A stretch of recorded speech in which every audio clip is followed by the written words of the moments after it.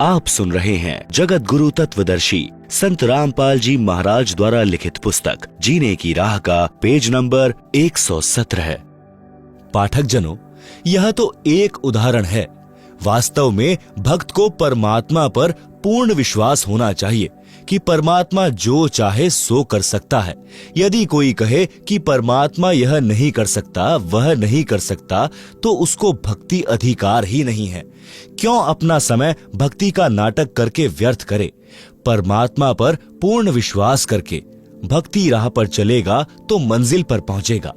परमात्मा जो करता है अच्छा ही करता है। दीक्षा लेने के उपरांत भक्त के ऊपर भक्ति की राह में कितना ही कष्ट आए, मन में यही आए कि परमात्मा जो करता है भक्त के भले में ही करता है। आप सुन रहे हैं जगत गुरु तत्वदर्शी संत रामपाल जी महाराज द्वारा लिखित पुस्तक जीने की राह का पेज नंबर 118। एक कथा। एक राजा तथा महामंत्री गुरु के शिष्य थे। महामंत्री जी को पूर्ण विश्वास था, परंतु राजा को सत्संग सुनने का समय कम मिलता था, जिस कारण से वह परमात्मा के विधान से पूर्ण परिचित नहीं था, परंतु भक्ति श्रद्धा से करता था। महामंत्री को राजा हमेशा अपने साथ रखता था, उसकी सबसे अधिक इज्जत करता था। एक मंत्री को महामंत्री से इसी बात पर ईर्ष्या थी। वह महामंत्री को राजा की नजरों में गिराने के लिए राजा को महामंत्री के विषय में निंदा करता था। एक मंत्री चाहता था कि राजा मुझे महामंत्री बना दे। उसके लिए बार बार कहता था कि राजन, यह महामंत्री विश्वास पात्र नहीं है, यह आपको कभी भी धोखा दे सकता है। एक दिन राजा तथा महामंत्री तथा वह चापलूस मंत्री व अन्य मंत्रीगण किसी अन्य शहर में जाने की तैयारी में महल के अंदर हॉल में खड़े थे। राजा अपनी तलवार को निकालकर उसकी धार यानी तीखापन चेक करने लगा और अन्य मंत्रियों से बातें भी कर रहा था, जिस कारण से राजा के हाथ की एक अंगुली कटकर गिर गई। चापलूस बोला कि हे राजा, यह क्या हो गया? हमारे राजा कितने सुंदर थे, आज हमारा दुर्भाग्य का दिन है। हाय, यह क्या हो गया? प्रजा का कौन सा भार अपने ऊपर ले लिया?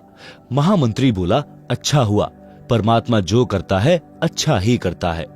राजा दर्द से व्याकुल था तथा ऊपर से ये शब्द सुने तो महामंत्री के प्रति गुस्सा आया और सैनिकों से कहा कि इसे जेल में डाल दो। ऐसा ही किया गया।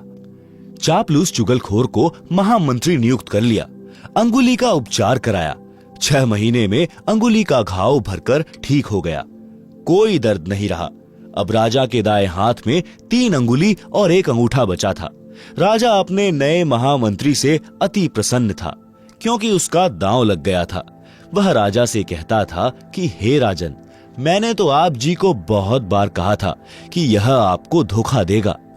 उस दिन आपने अपने कानों सुन लिया कि वह बोला अंगुली कट गई तो अच्छा हुआ।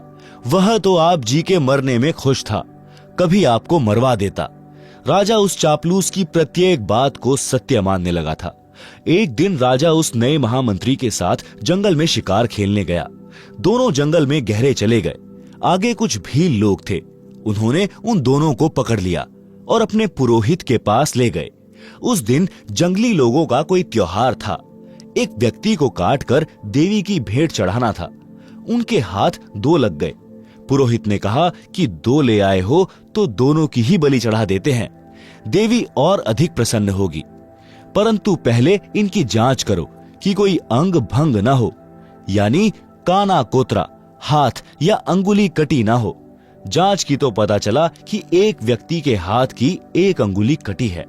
पुरोहित ने कहा कि इसे छोड़ दो, दूसरा ठीक है तो इसकी गर्दन काट दो।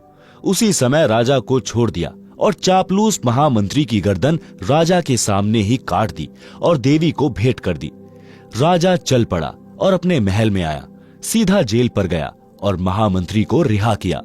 राजा ने महामंत्री जी को सीने से लगाया और कहा कि जब मेरी हाथ की अंगुली कटी थी और आपने कहा था कि अच्छा हुआ, भगवान जो करता है अच्छा ही करता है, वह सही बात है।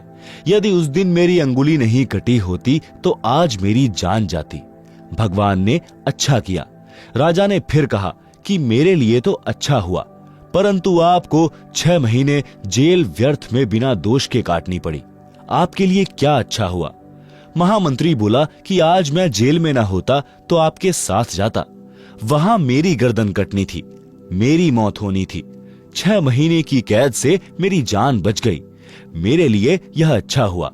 इस प्रकार भक्त को परमात्मा पर विश्वास करके अपने जीवन के सफर पर चलना है। आप सुन रहे हैं जगत गुरु तत्वदर्शी संत रामपाल जी महाराज द्वारा लिखित पुस्तक जीने की राह का पेज नंबर 119। एक लेवा एक देवा दूतम, कोई किसी का पिता न पूतम। एक किसान के घर एक पुत्र उत्पन्न हुआ। पुत्र 8 वर्ष का हुआ तो पत्नी की मृत्यु हो गई। किसान के पास 16 एकड़ जमीन थी। कुछ वर्ष पश्चात किसान ने दूसरी शादी की। उस पत्नी से भी एक पुत्र उत्पन्न हुआ। कुछ वर्ष पश्चात उस पत्नी की भी मृत्यु हो गई। किसान का प्रथम पत्नी वाला पुत्र 16 वर्ष का हुआ। उसका विवाह कर दिया। किसान की भी मृत्यु हो गई। छोटा लड़का 10 से 12 वर्ष की आयु में रोगी हो गया। कुछ दिन उपचार कराया। फिर बड़े भाई यानी मौसी के बेटे ने तथा उसकी पत्नी ने विचार किया कि उपचार पर क्यों खर्च किया। यदि मर गया तो इसके हिस्से के 8 एकड़ जमीन अपने पास रह जाएगी। यह विचार करके पड़ोस के गांव से जो वैद्य उपचार के लिए आता था उससे कहा कि इस लड़के की औषधि में विष मिलाकर दे दो, हम आपको धन दे देंगे। 500 रुपए के लालच में वैद्य ने उस लड़के को औषधि में विष खिलाकर मार दिया। गांव वालों को बताया गया कि रोग के कारण मृत्यु हो गई। किसी को शंका नहीं हुई। बच्चे की मृत्यु रोग के कारण हुई मान ली। उस मौसी के बेटे की मृत्यु के 1 वर्ष पश्चात बड़े भाई को पुत्र प्राप्त हुआ। खुशी का ठिकाना नहीं रहा। बच्चे के जन्म की खुशी में जीमनवार यानी लंगर किया। पूरे गांव में मिठाई बांटी गई। उसके पश्चात कोई संतान नहीं हुई। इकलौते पुत्र को प्रेम से पाला। अच्छा घी दूध दही खिला पिलाकर हष्ट पुष्ट कर दिया। 16 वर्ष की आयु में विवाह कर दिया। उस समय बाल विवाह को गर्व की बात माना जाता था। वह लड़का रोगी हो गया। वैद्य पर वैद्य बुलाए, महंगे से महंगे औषधि खिलाई, परंतु व्यर्थ रहा। उस समय 1 महीने में 1,000 की औषधि खिलाई गई। हीरा तथा मोती भस्म भी औषधि में मिलाकर लड़के को खिलाया गया, जिस कारण से 8 एकड़ जमीन भी बेचनी पड़ी। परंतु रोग घटने की बजाय बढ़ता ही चला गया और अंतिम दिन आ गया। लड़के का पिता चिंतित अवस्था में पुत्र के पास बैठा था। उसी समय लड़का बोला, भाई साहब एक काम कर। पिता ने कहा कि बेटा मैं तेरा पिता हूं। लड़का बोला कि मैं तेरा वह भाई हूं जिसको आपने विष देकर मरवाया था। मैं ही अपना बदला लेने आपके पुत्र के रूप में जन्मा हूं। उस लड़के की माताजी भी वहीं विराजमान थी। लड़का बोला कि 8 एकड़ जमीन मेरे हिस्से की थी, वह मैंने वसूल कर ली है। अब केवल कफन तथा लकड़ियों का हिसाब शेष है, उसकी तैयारी करो। यह बात सुनकर पिता उर्फ भाई का मुख फटा का फटा रह गया। अपने किए पर दोनों यानी पति पत्नी ने पश्चाताप किया। परमात्मा का विधान अटल है। बड़े भाई ने पुत्र रूप में जन्मे छोटे भाई से प्रश्न किया कि हमने लालच में आकर जो पाप किया, हमें तो परमात्मा ने फल दे दिया। जिस उद्देश्य के लिए आपकी जान ली थी वह 8 एकड़ जमीन गई तथा अन्य संतान है नहीं। यह शेष जमीन कोई और ही लेगा। हमारा तो नाश हुआ सो हुआ, यह तो होना ही चाहिए था। परमात्मा ने न्याय किया। परंतु जो लड़की आपकी पत्नी रूप में आई है, इसने कौन सा अपराध किया है जिस कारण से यह सती प्रथा के तहत आपके साथ जिंदा जलाई जाएगी? इसके साथ भगवान ने अन्याय किया है। छोटा भाई उर्फ पुत्र बोला कि मेरी मृत्यु के 2 वर्ष पश्चात वह वैद्य मर गया था जिसने मुझे 500 रुपए के लालच में विष देकर मारा था। यह पत्नी वही वैद्य डॉक्टर वाली आत्मा है। इसको वह फल मिलेगा, जिंदा जलाई जाएगी। उस समय सती प्रथा जोरों पर थी। पति की मृत्यु के पश्चात पत्नी को जिंदा उसी चिता में जलाया जाता। आप सुन रहे हैं जगत गुरु तत्वदर्शी संत रामपाल जी महाराज द्वारा लिखित पुस्तक जीने की राह का पेज नंबर 120। प्रिय पाठकों, विचार करो, परमात्मा की दृष्टि से कुछ नहीं छुपा है। जैसा करेगा वैसा भरना पड़ेगा। प्रत्येक परिवार इसी प्रकार संस्कार के कारण एक दूसरे से जुड़ा है। कोई पूर्व जन्म का कर्ज उतारने के लिए जन्मा है, कोई पूर्व जन्म का कर्ज लेने जन्मा है। उदाहरण के लिए, पिता ने लड़के को पढ़ाया, शादी से 2 दिन पहले दुर्घटनाग्रस्त होकर मर गया। वह अपना कर्ज पिता से लेने आया था। बेटा जवान हुआ, कार्य करके निर्वाह करने लगा। पिता रोगी हो गया, लाखों रुपए लगे, व्यर्थ रहे, मर गया। यह पिता पिछले जन्म का कर्ज लेने आया था, कुछ देने आया था। लड़की का विवाह किया, 2 वर्ष पश्चात लड़की मर गई। बहुत दहेज दिया था। वह दामाद पूर्व जन्म के ऋण के बदले में लड़की भी ले गया और धन भी। वर्तमान में जो किसी के साथ धोखा करके धन हड़प लेते हैं, वह धन अगले जन्म में दामाद बनकर वसूलेगा। परमात्मा का अटल विधान है, बुद्धिमान को संकेत ही पर्याप्त है। उपरोक्त केवल कथा नहीं है, यह हकीकत है। कोई यह कहता है कि यह तो डराने के लिए कथा बनाई, किसने देखा है क्या होगा। जैसे चोर को भद्र पुरुष समझाते हैं कि भाई चोरी मत किया कर, जब पकड़ा जाएगा तो पहले तो जनता पिटाई करेगी, फिर पुलिस पीटेगी और जेल में भी कष्ट उठाना पड़ेगा। यदि कोई कहे कि यह तो चोर को डराने के लिए कहा है, किसने देखा है कि आगे क्या होता है। विचार करें कि चोर को सच्चाई से अवगत करवाकर डराया है और सच्चाई भी है। यदि चोर सच्चाई से डरकर चोरी करना त्याग देगा तो उसकी भलाई है। यदि कहेगा कि किसने देखा है, आगे क्या होता है, उसके साथ वह सब गुजरेगी जो पहले बताई गई थी। इसी प्रकार जो उपरोक्त कथा को केवल समझाने डराने के लिए ही मानेगा तो दुर्भाग्य होगा। इसको इतनी ही सत्य समझना जैसे चोर को सतर्क किया है। लेखक ने यह कथा सन 1978 में एक पशुओं के डॉक्टर से सुनी थी, जो किसान के 2 पुत्रों वाली कथा ऊपर बताई है।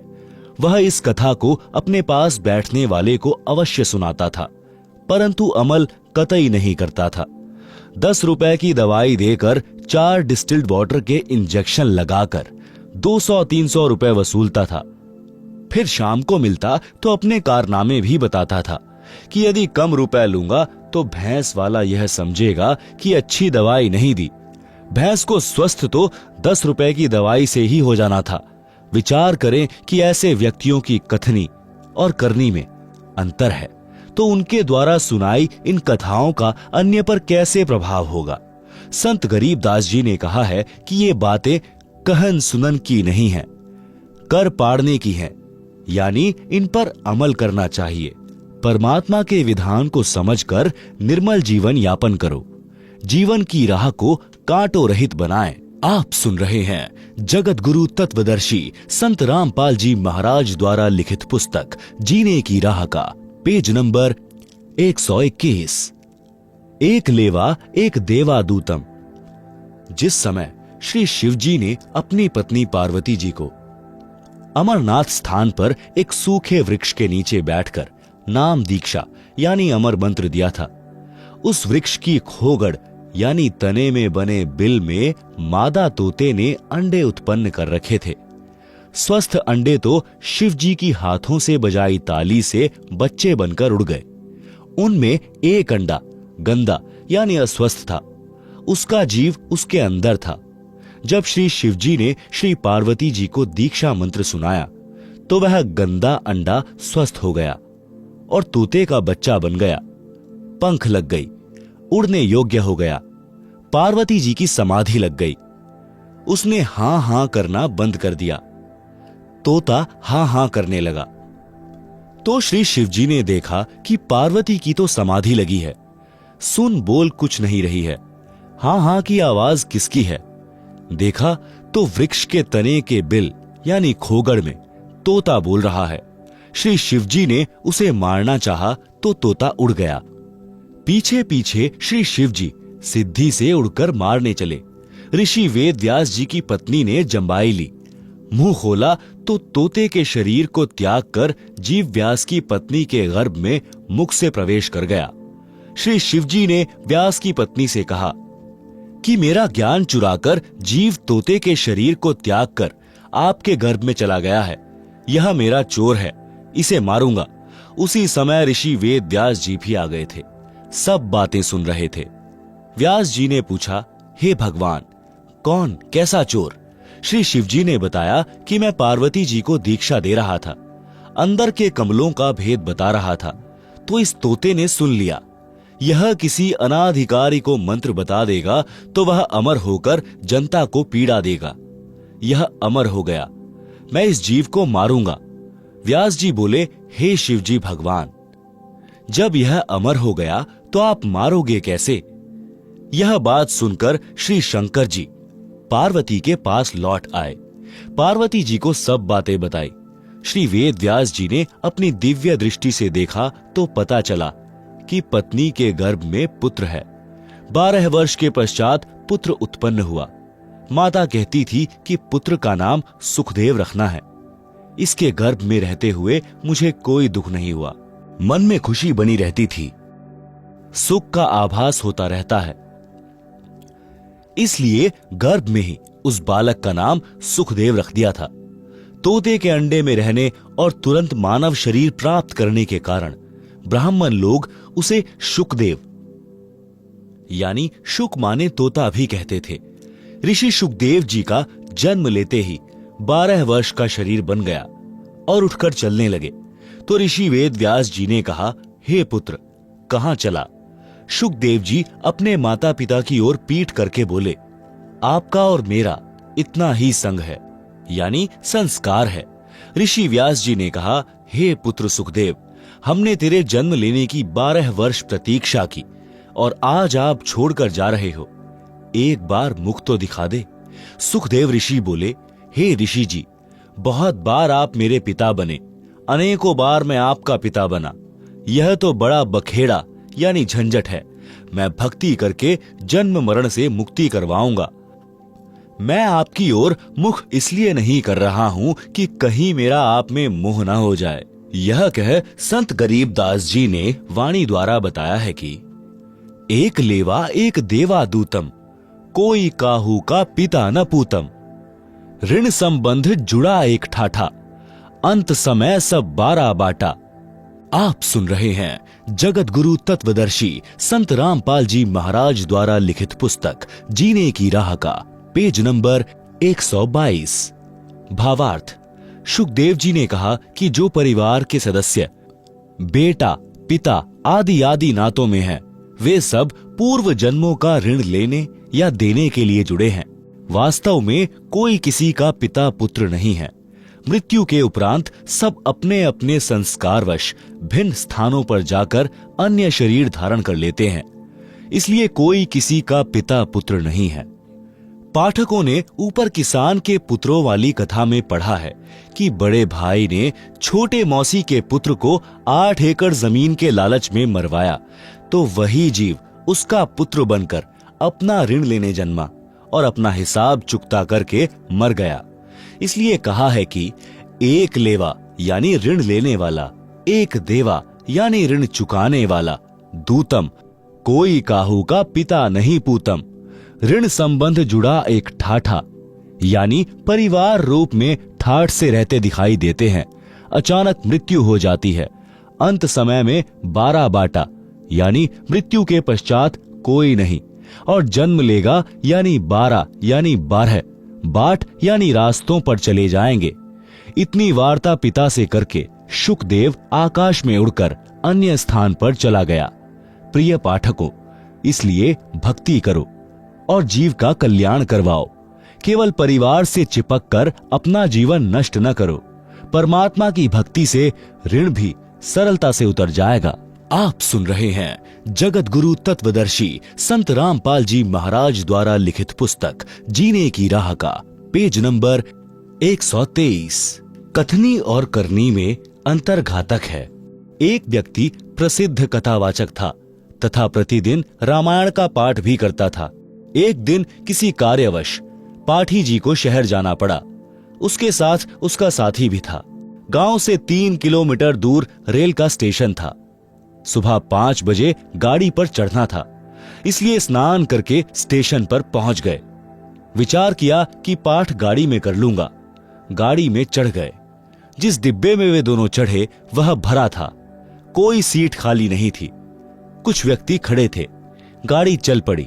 कुछ देर पश्चात उस पाठी ने सीट पर बैठे 2 व्यक्तियों से कहा कि भाई साहब, कृपया मुझे सीट दे दें, मैंने रामायण का पाठ करना है। आज गाड़ी पकड़ने की शीघ्रता के कारण घर पर नहीं कर सका। सज्जन पुरुषों ने पूरी सीट ही खाली कर दी। वे खड़े हो गए और बोले, हे विप्र जी, हमारा अहोभाग्य है कि आज हमको भी पवित्र ग्रंथ रामायण जी का अमृत ज्ञान सुनने को मिलेगा। पंडित जी ने पाठ ऊंचे स्वर में बोलना शुरू किया। प्रसंग था, भरत ने अपने बड़े भाई के अधिकार वाले राज्य को स्वीकार नहीं किया। जब तक श्री रामचंद्र जी वनवास पूर्ण करके नहीं आए, तब तक राजगद्दी पर अपने भाई रामचंद्र की जूती रखी और स्वयं पृथ्वी पर बैठा और नौकर बनकर राजकाज संभाला।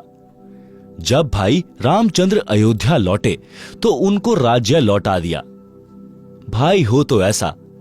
पाठ संपूर्ण होने पर सबने कहा कि वाह पंडित जी वाह, कमाल कर दिया। एक व्यक्ति उसी डिब्बे में ऐसा बैठा था जिसने अपने पिताजी की वर्षी पर 1 दिन का पाठ करना था। कोई पाठी नहीं मिल रहा था। वर्षी अगले दिन ही थी।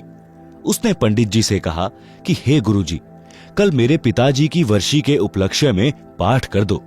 पंडित जी बोले कि कल नहीं कर सकता। सब उपस्थित यात्रियों ने कहा कि पंडित जी, आपका तो कार्य यही है, इस बेचारे के लिए मुसीबत बनी है। परंतु पाठी साफ मना कर रहा था। सबने पूछा कि ऐसा क्या आवश्यक कार्य है जो आप कल पाठ को मना कर रहे हो। पंडित जी बात को टाले, बस वैसे ही। उसका साथी बोला कि मैं सच्चाई बताऊं, यह कल क्यों पाठ नहीं कर सकता। इसने अपने भाई पर 50 गज की कुर्ड़ी के गड्ढे पर मुकदमा कर रखा है। मैं इसका गवाह हूं, कल की तारीख है। उपस्थित व्यक्ति बोले कि हे पंडित जी, कथा तो कैसी मार्मिक सुनाई और आप अमल कतई नहीं करते। ऐसे व्यक्ति के द्वारा की गई कथा का श्रोताओं पर क्या प्रभाव पड़ेगा। कबीर जी ने कहा है कि करनी तज कथनी कथें, अज्ञानी दिन रात। कुक्कर यानी कुत्ते, कुक्कर ज्यों भौंकत फिरें, सुनी सुनाई बात। गरीबदास जी ने भी कहा है, बीजक की बातां कहें, बीजक ना ही हाथ, पृथ्वी डोबन उतरे, ये कह मीठी बात। आप सुन रहे हैं जगत गुरु तत्वदर्शी संत रामपाल जी महाराज द्वारा लिखित पुस्तक जीने की राह का पेज नंबर 124। शब्दार्थ।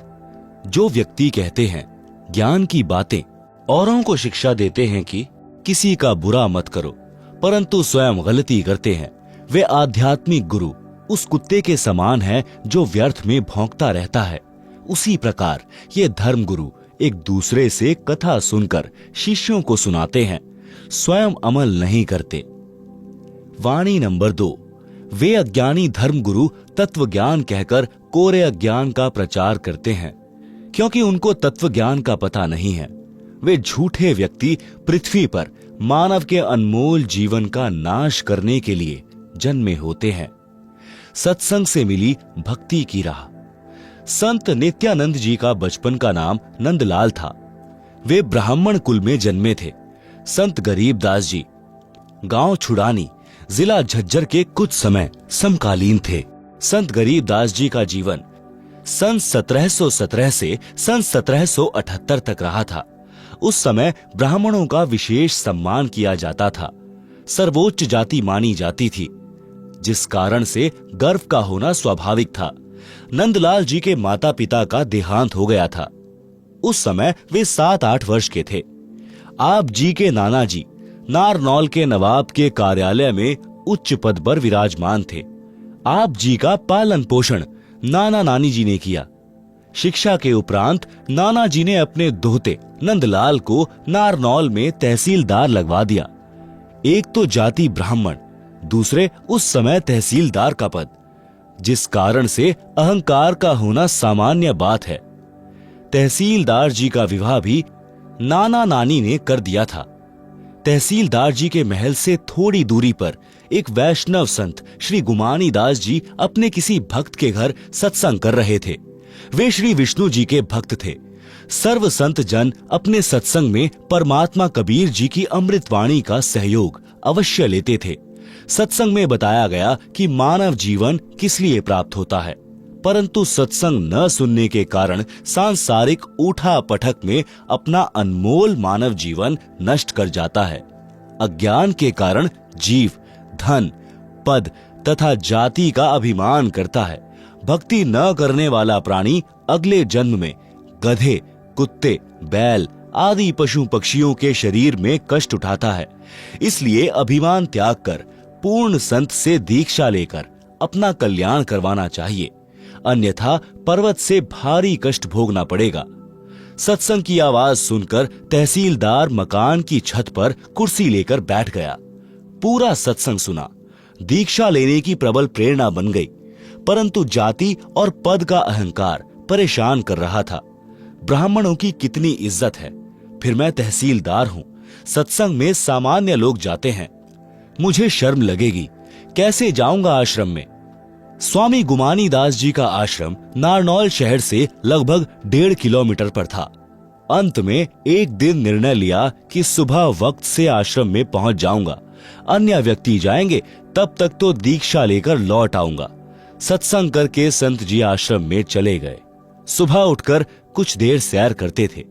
एक दिन नंदलाल जी घोड़े पर बैठकर सुबह आश्रम की ओर जा रहे थे। गुमानी दास जी सैर के लिए उसी रास्ते पर जा रहे थे। संत जी ने सिर के बाल कटा रखे थे, उस्तरा फिरा रखा था, सिर पर कोई वस्त्र नहीं था। नंदलाल जी ब्राह्मण होने के नाते सौण कसौण पर विश्वास रखते थे। किसी अच्छे कार्य के लिए जाते और आगे से कचकोल काढ़े यानी सिर पर उस्तरा फिराए कोई आ जाता तो अपना जाना रद्द कर देते थे। आश्रम में दीक्षा लेने जा रहे थे। जिंदगी का सर्वोत्तम दिन था। आगे से सिर पर उस्तरा फिराए एक व्यक्ति मिल गया। नंदलाल जी का माथा ठनका और क्रोध आया। विचार किया कि आज दीक्षा का अवसर नहीं छोड़ना है, परंतु अपने सौण कसौण को भी निष्क्रिय करना था। इसलिए अपने आप समाधान निकाल लिया कि इस मनहूस के सिर में टोला यानी हाथ की एक उंगली का उल्टा भाग मार देता हूं, कसौण समाप्त हो जाएगा। इसी उद्देश्य से घोड़ा उस व्यक्ति यानी संत गुमानी दास जी के पास जाकर रोका और कहा कि हे कमबख्त, तूने आज ही सिर मुंडवाकर मेरे सामने आना था। आज मैं अपनी जिंदगी के सबसे उत्तम कार्य के लिए आश्रम में जा रहा था। यह कहकर गुमानी दास जी के सिर पर टोले मारे और घोड़ा आश्रम की ओर चला दिया। संतों के साथ ऐसी घटनाएं आम होती हैं। वे अधिक ध्यान नहीं देते। विचार तो किया कि व्यक्ति सभ्य तथा कोई उच्च अधिकारी तथा उच्च कुल का लग रहा था। कार्य पालियों वाले कर गया। नंदलाल आश्रम में गया। वहां संत के शिष्य मिले। राम राम हुई। आने का कारण बताया। घोड़ा वृक्ष से बांध दिया और संत जी के आसन के पास बिछी बोरी पर बैठ गया। संत गुमानी दास जी सैर के पश्चात स्नान करके आसन पर बैठे तो घोड़ा देखा। फिर समझते देर न लगी। नंदलाल जी ने देखा तो शर्म के मारे नीची गर्दन कर ली। गुमानी दास जी को आश्रम के भक्तों ने बता दिया था कि यह तहसीलदार जी दीक्षा लेने आए हैं। नंदलाल जी संत के चरणों में गिर गए और टोला मारने का कारण बताया। संत गुमानी दास जी ने कहा कि हे भक्त, जब हम एक आने का घड़ा कुम्हार के पास से लेने जाते हैं तो उसको टोले मार मार कर बजाकर जांचते हैं कि कहीं फूटा तो नहीं है। आप जी तो जिंदगी का सौदा करने आए हो। आपने गुरुजी बजाकर देख लिया तो कोई पाप नहीं किया। नित्यानंद जी संत जी के शीतल स्वभाव से और भी अधिक प्रभावित हुए। दीक्षा ले ली। संत गुमानी दास जी ने उनका नाम बदलकर नित्यानंद रख दिया। जब सत्संग से जीने की राह मिली तो नित्यानंद जी ने वाणी बोली। आप सुन रहे हैं जगत गुरु तत्वदर्शी संत रामपाल जी महाराज द्वारा लिखित पुस्तक जीने की राह का पेज नंबर 125। ब्राह्मण कुल में जन्मा था, मैं करता बहुत मरोड़, गुरु गुमानी दास ने दिया कुबुद्धि गढ़ तोड़। फिर कितने अधीन हुए वह इस वाणी से पता चलता है। सिर सौंपा गुरुदेव को, सफल हुआ यह शीश, नित्यानंद इस शीश पर आप बसे जगदीश। भावार्थ, जब तक सत्संग के विचार सुनने को नहीं मिलते तो भूलवश मानव अहंकार में सड़ता रहता है। जब ज्ञान होता है कि आज राजा है, मृत्यु उपरांत गधा कुत्ता बनेगा, तो इस अहंकार का क्या बनेगा। इसलिए भक्त अपने उस अड़ंगे को ज्ञान से साफ करके भक्ति पथ पर चलते हैं और सफलता प्राप्त करते हैं। श्रीलंका के राजा रावण ने भक्ति बहुत की, परंतु अहंकार नहीं गया, जिस कारण से विनाश को प्राप्त हुआ। रावण भी ब्राह्मण था, नित्यानंद जी भी ब्राह्मण थे, सत्संग सुनकर निर्मल हो गए। रावण को सत्संग सुनने को नहीं मिला, जिस कारण से जीवन व्यर्थ गया और अमिट कलंक भी लग गया।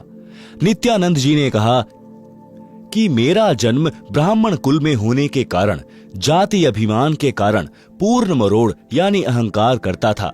जब गुरुजी गुमानी दास जी के सत्संग वचन सुने तो जाति का अहंकार रूपी कुबुद्धि का गढ़ समाप्त हो गया, जीवन सफल हुआ। वाणी नंबर 2 का भावार्थ। सत्संग सुनकर नित्यानंद जी बहुत आधीनी करने लगे, अहंकार त्याग दिया। कहा कि मैंने अपने गुरुजी को अपना सिर दान कर दिया, यानी जैसे गुरुजी रखेंगे वैसे ही रहूंगा। मेरा सिर सफल हो गया, अन्यथा किसी रोग के कारण जीवन चला जाता। अब मेरे सिर पर परमात्मा का निवास है, मेरी रक्षा परमात्मा करता है, मुझे कोई चिंता नहीं। आप सुन रहे हैं जगत गुरु तत्वदर्शी संत रामपाल जी महाराज द्वारा लिखित पुस्तक जीने की राह का पेज नंबर 126। नित्यानंद जी का शब्द। और बात तेरे काम ना आवे, संतो शरण लाग रे, क्या सोवे गफलत में बंदे, जाग जाग नर जाग रे। तन सराय में जीव मुसाफिर, करता रहे दिमाग रे, रात बसेरा कर ले डेरा, चले सवेरा त्याग रे। और बात तेरे काम न आवे, संतो शरण लाग रे। उम्दा चोला बनान मोला, लगे दाग पर दाग रे, 2 दिन का गुजरान जगत में, जले बिरानी आग रे। और बात तेरे काम न आवे, संतो शरण लाग रे। कुबुद्ध कांचली चढ़ रही चित पर, तू हुआ मनुष्य से नाग रे। सूझे नहीं सजन सुख सागर, बिना प्रेम बैराग रे। और बात तेरे काम न आवे, संतो शरण लाग रे। हर सुमरे सो हंस कहावे, कामी क्रोधी कागरे, भवरा न भर में विष के बन में, चल बेगमपुर बागरे। और बात तेरे काम न आवे, संतो शरण लागरे। शब्द सैन सत गुरु की पहचानी, पाया अटल सुहागरे। नितानंद महबूब गुमानी, प्रकटे पूर्ण भागरे। और बात तेरे काम न आवे, संतो शरण लागरे। वास्तव में यह ऊपर लिखा शब्द कबीर साहिब जी का है, फिर भी हमने ज्ञान प्राप्त करना है। शब्दार्थ। हे मानव यानी स्त्री पुरुष, परमात्मा की चर्चा व भक्ति के अतिरिक्त अन्य कोई बात यानी चर्चा तेरे काम की नहीं है। आपको तत्व ज्ञान नहीं है, इसलिए मोह ममता व अज्ञानता की नींद में सो रहा है, यानी परमात्मा को भूला है। जाग जाग यानी संभल जा और संतों से सत्संग सुनकर आत्म कल्याण करवा। यह मानव शरीर में जीव ऐसे हैं जैसे यात्री किसी होटल में कमरा किराए पर लेकर रात्रि व्यतीत करता है और सुबह त्याग कर अपने कार्य पर चला जाता है। इसी प्रकार इस शरीर रूपी होटल में जीव यात्री के समान है।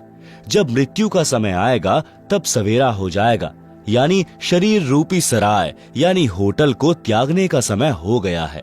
आप शरीर त्याग कर भक्ति न करके खाली हाथ जाओगे। आप सुन रहे हैं जगत गुरु तत्वदर्शी संत रामपाल जी महाराज द्वारा लिखित पुस्तक जीने की राह का पेज नंबर 127। मानव शरीर रूपी वस्त्र अनमोल है। तत्व ज्ञान के अभाव से भक्ति न करके, पाप पर पाप करके इस पर दाग लगा रहा है। इस संसार में जीवन अधिक नहीं है। अपने परिवार के पोषण में तथा धन संग्रह करने में जो परेशानी उठा रहा है, पाप करके धन जोड़ रहा है। मृत्यु के पश्चात परिवार तथा संपत्ति धन बेगानी हो जाएगी।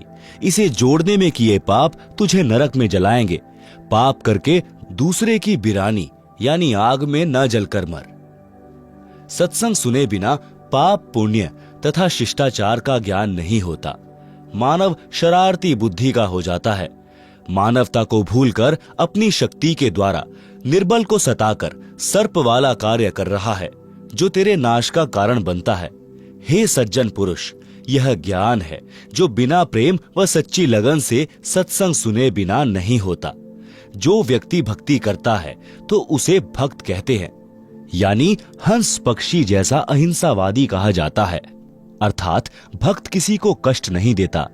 हंस पक्षी भी सरोवर की मछली व कीड़े नहीं खाता, केवल मोती खाता है। काग पक्षी स्वार्थवश जीवित पशु पक्षी का मांस नोच नोच कर खाता है, कष्ट देता है। इसी प्रकार सत्संग न सुनने वाला व्यक्ति अध्यात्म ज्ञान के अभाव से स्वार्थवश अन्य से धन लूटता है, चोरी करता है या अन्य कष्ट देता है, जो पाप है। हे जीव रूपी भंवरा, विषय विकारों, काम, क्रोध, मोह, लोभ रूपी विष के वन न भटक। यह काल लोक तो कष्ट का घर है। उस बिना कष्ट वाले सतलोक में चल, वह सुखदायक बाग है। नित्यानंद जी ने कहा है कि मैंने अपने गुरु जी का सत्संग सुना और उनका संकेत समझ गया जो ऊपर बताया है। अपना जीवन धन्य कर लिया। मुझे मेरे प्यारे महबूब गुरु गुमानी दास जी मिले। यह मेरा कोई पूर्व जन्म का सौभाग्य था। शब्द तन मन शीश ईश अपने पे पहलम चोट चढ़ावे। जब कोई राम भक्त गति पावे। हो जी, जब कोई राम भक्त गति पावे। सतगुरु तिलक अजपा माला युक्त जटा रखावावे। जत गोपिन सत का चोला भीतर भेख बनावे।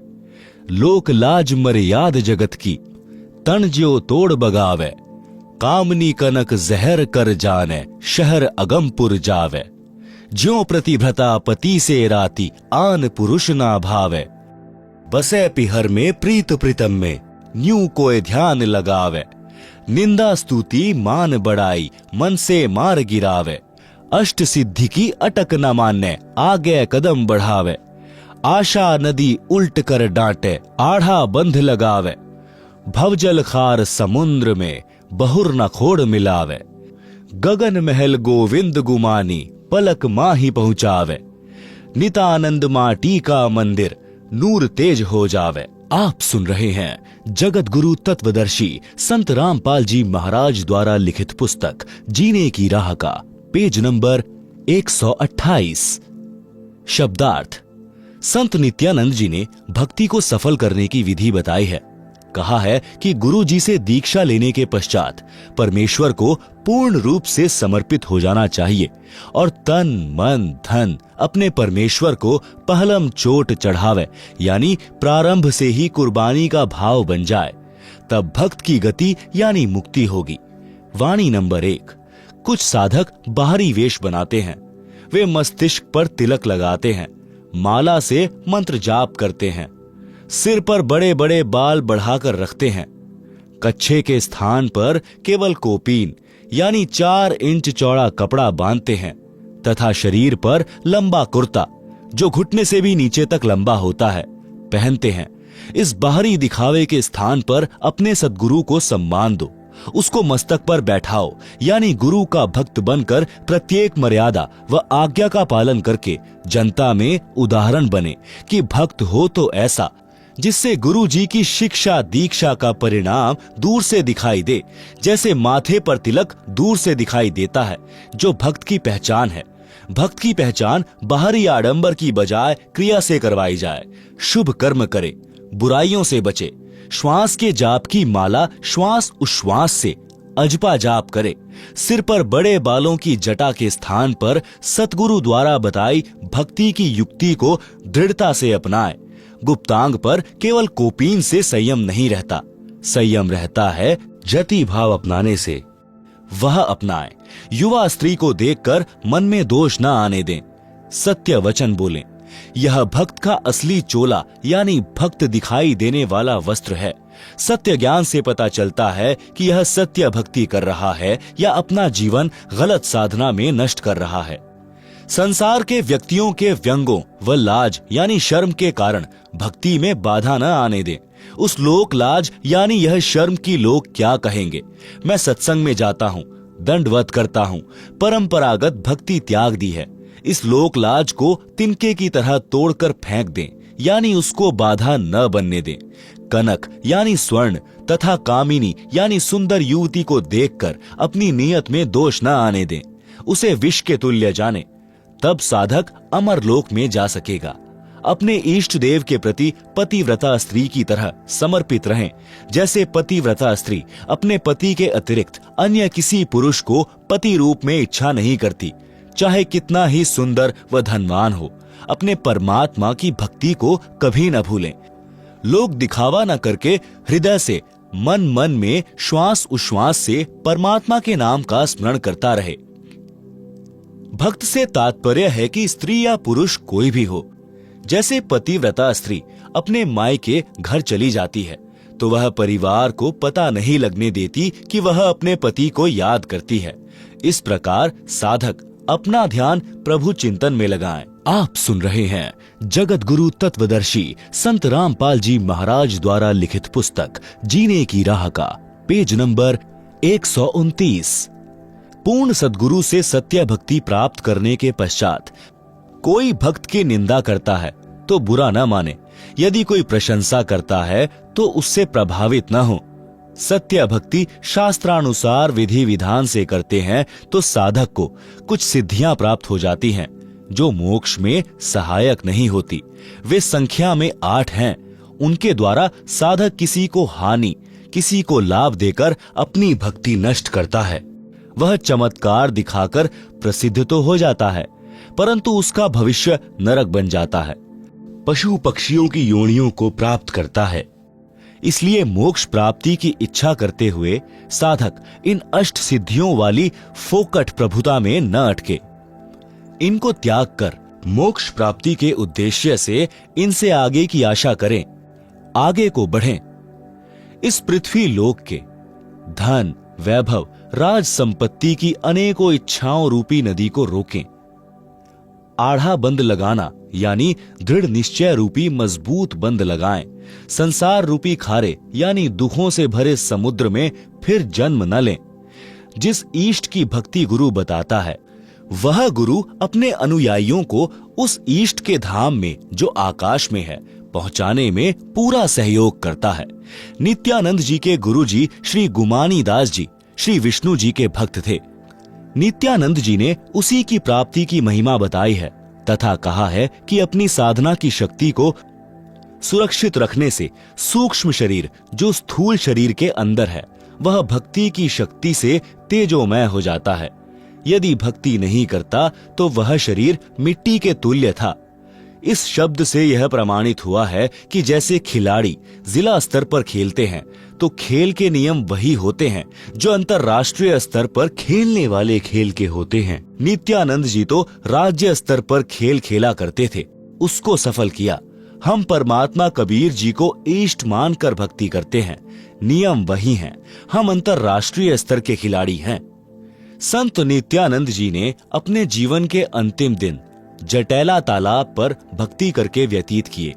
जटैला तालाब भिवानी जिले की तहसील दादरी में कई गांवों की सीमा पर बना है। गांव माजरा, भिगोवा, बास आदि आदि की सीमा पर है। संत नित्यानंद जी श्री विष्णु यानी श्री कृष्ण जी की भक्ति करते थे। उनके गुरु श्री गुमानी दास जी दिल्ली के संत श्री चरण दास वैष्णव के शिष्य थे। पाठक जन पढ़ें सृष्टि रचना इसी पुस्तक के पृष्ठ 254 पर। आप जी को ज्ञान होगा कि संत नित्यानंद जी को किस श्रेणी का मोक्ष प्राप्त हुआ है। संत गरीबदास जी को परमात्मा कबीर जी मिले थे।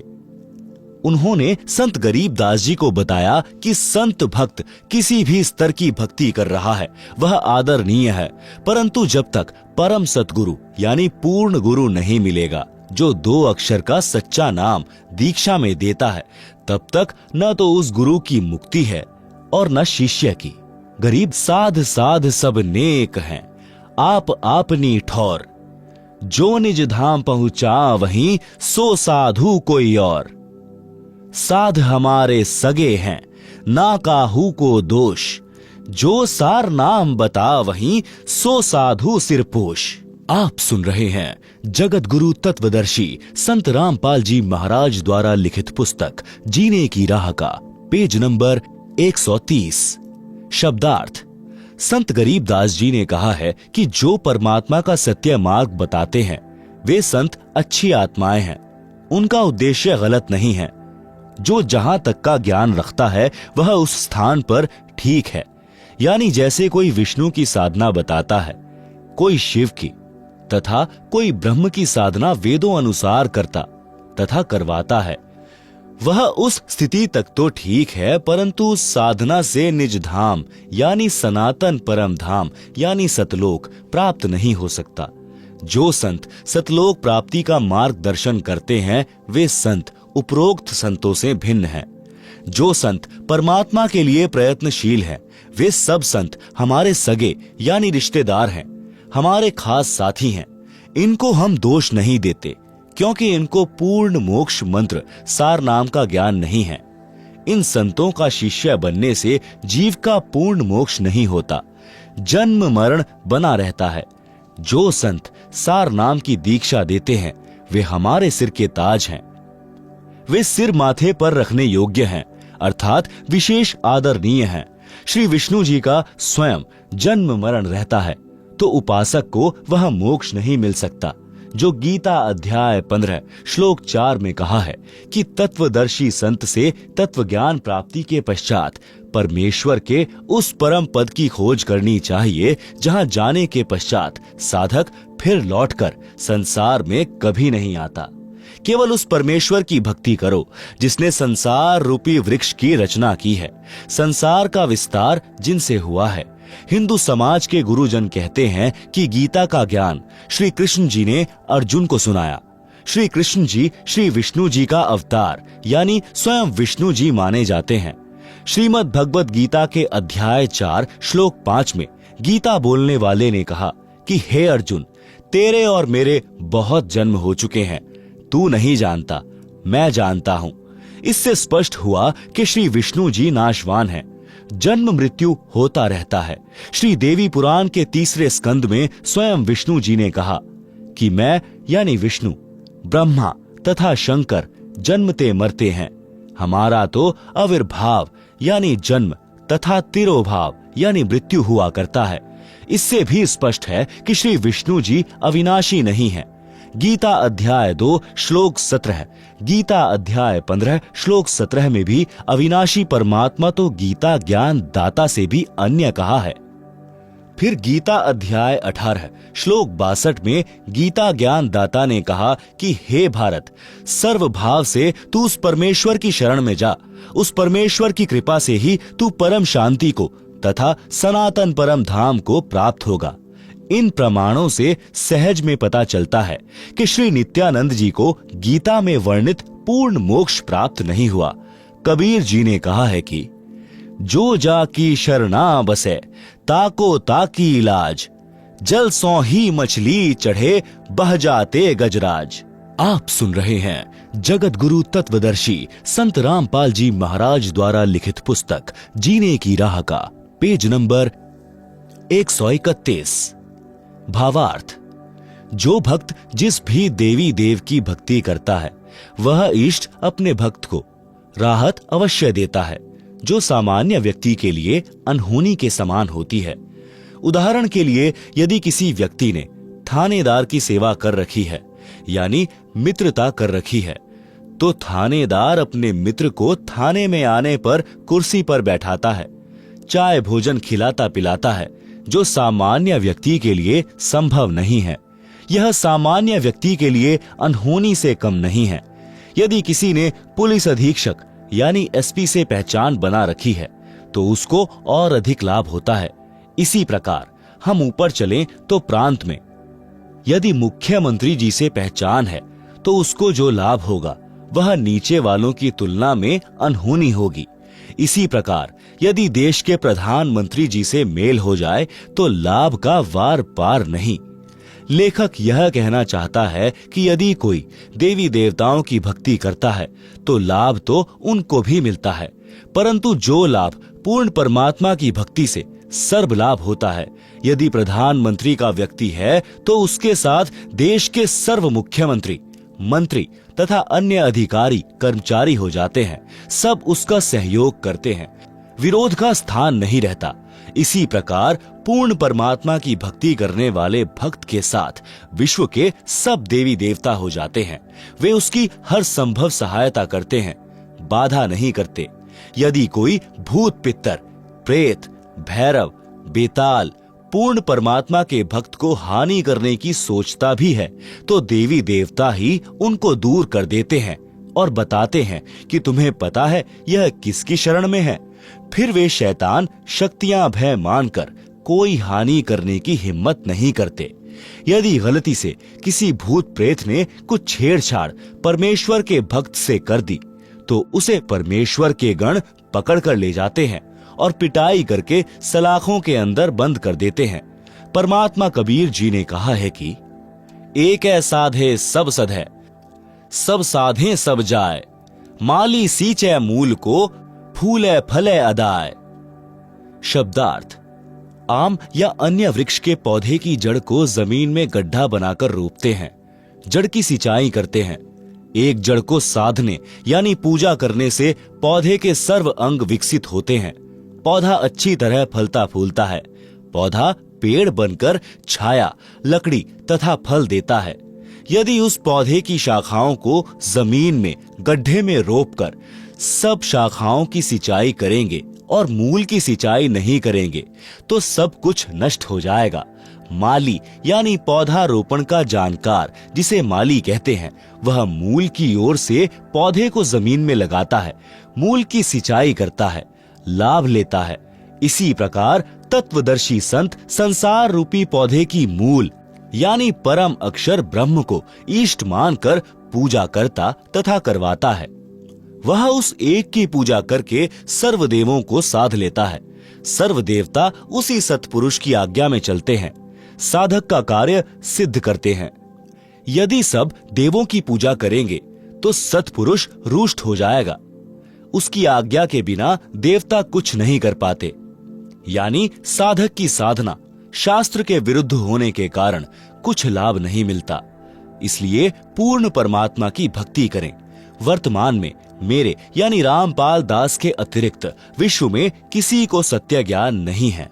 आप आएं और दीक्षा लेकर अपना तथा परिवार का कल्याण करवाएं। आप सुन रहे हैं जगत गुरु तत्वदर्शी संत रामपाल जी महाराज द्वारा लिखित पुस्तक जीने की राह का पेज नंबर 132। मनीराम कथावाचक पंडित की करनी। मनीराम नाम का कथावाचक पंडित प्रसिद्ध था। हरियाणा के एक गांव में रामायण की कथा का आयोजन किया। रामायण की कथा अधिक से अधिक 11 दिन में संपूर्ण हो जाती है। मनीराम पंडित जी ने 30 दिन में संपूर्ण की। विचार किया था कि अधिक दिन कथा चलेगी तो प्रतिदिन दान आएगा, इस प्रकार अधिक दक्षिणा प्राप्त होगी।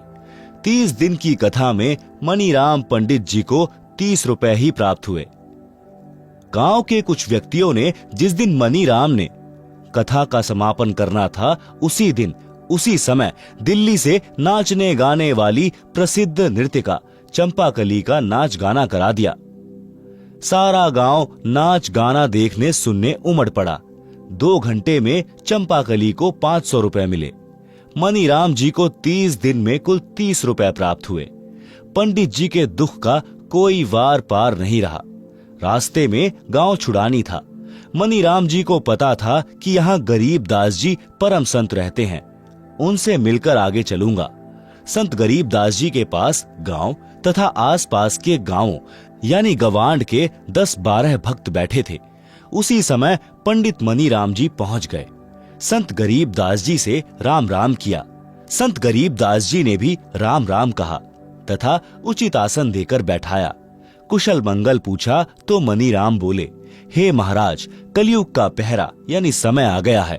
धर्म का नाश हो लिया है, जान गेड़ा आ लिया है, अर्थात जनता का धर्म के प्रति भाव समाप्त हो चुका है। धरती आसमान फट जाए तो भी आश्चर्य की बात नहीं है। उपस्थित भक्तों ने पूछा कि हे पंडित जी, ऐसी क्या बात हो गई? मनीराम जी बोले कि क्या बताऊं, संत गरीब दास जी तो सब जानते हैं। भक्तों ने पूछा कि हे महाराज जी, ऐसी क्या बात हो गई जिससे पंडित जी को ठेस लगी है? संत गरीब दास जी ने कहा कि फूटी आंख विवेक की, अंधा है जगदीश, चंपाकली को 500, मनीराम को 30। भावार्थ, जिस जगदीश नाम के व्यक्ति ने जानबूझकर शरारत करके मनीराम जी की कथा के भोग लगने वाले दिन नाचने गाने वाली चंपाकली का प्रोग्राम कराया था, वह ज्ञान नेत्रहीन अंधा है।